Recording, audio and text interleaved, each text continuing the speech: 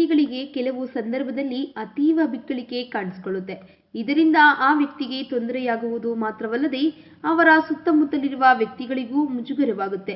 ಈ ಬಿಕ್ಕಳಿಕೆಯ ಸಮಸ್ಯೆ ನಿರಂತರವಾಗಿ ಕಾಣಿಸಿಕೊಳ್ತಿದ್ರೆ ಅದಕ್ಕೆ ಚಿಕಿತ್ಸೆ ಪಡೆದುಕೊಳ್ಳುವುದು ಅಗತ್ಯ.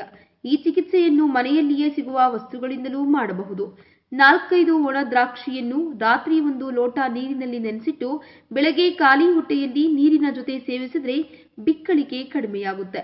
ಇನ್ನು ಶ್ರೀಗಂಧ ಅಥವಾ ಪಚ್ಚೆ ಕರ್ಪೂರವನ್ನ ಎದೆ ಹಾಲಿನಲ್ಲಿ ತೇದು ಮೂಗಿನ ಮೂಲಕ ಸೇವಿಸಿ. ಇನ್ನು 1 ಚಮಚ ಸಕ್ಕರೆಯನ್ನು ಬಾಯಲ್ಲಿ ಹಾಕ್ಕೊಂಡು ನಿಧಾನವಾಗಿ ಸೇವಿಸಿ. ಯಾವತ್ತೇ ಆದ್ರೂ ಬಿಕ್ಕಳಿಕೆ ಬಂದಾಗ ಐಸ್ ಪೀಸ್ ಅಥವಾ ತಂಪಾದ ಯಾವುದೇ ವಸ್ತುಗಳನ್ನ ಗಂಟಲಿಗೆ ಹಾಕೊಳ್ಳಿ. ಇದರಿಂದ ಬಿಕ್ಕಳಿಕೆ ದೂರವಾಗುತ್ತೆ. ಇನ್ನು ರುದ್ರಾಕ್ಷಿಯನ್ನು ಜೇನುತುಪ್ಪದಲ್ಲಿ ತೇದು 1 ಹೆಸರುಕಾಳಿನ ಗಾತ್ರದಷ್ಟು ಸೇವಿಸಿದ್ರೆ ಬಿಕ್ಕಳಿಕೆ ನಿವಾರಣೆಯಾಗುತ್ತೆ.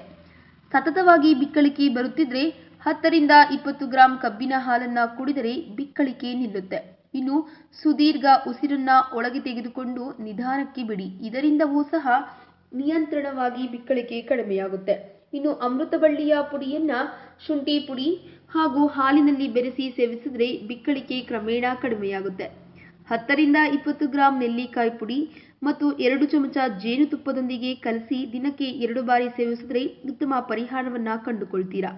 ಇನ್ನು ಪ್ರಾಣಾಯಾಮ ಮತ್ತಿತರ ಸರಳ ಆಸನಗಳನ್ನ ಮಾಡಿದರೂ ಸಹ ನೀವು ಬಹಳಷ್ಟು ಅನುಕೂಲವನ್ನ ಪಡೆಯುತ್ತೀರಿ.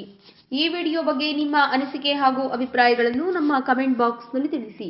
ಈ ವಿಡಿಯೋನ ಲೈಕ್ ಮಾಡಿ, ಶೇರ್ ಮಾಡಿ ಹಾಗೂ ಮತ್ತಷ್ಟು ಆಹ್ಲಾದಕರ ಮತ್ತು ಆರೋಗ್ಯಕರ ಸುದ್ದಿಗಳಿಗಾಗಿ ನಮ್ಮ ಯೂಟ್ಯೂಬ್ ಚಾನೆಲ್ ಅನ್ನು ತಪ್ಪದೇ ಸಬ್ಸ್ಕ್ರೈಬ್ ಮಾಡಿ.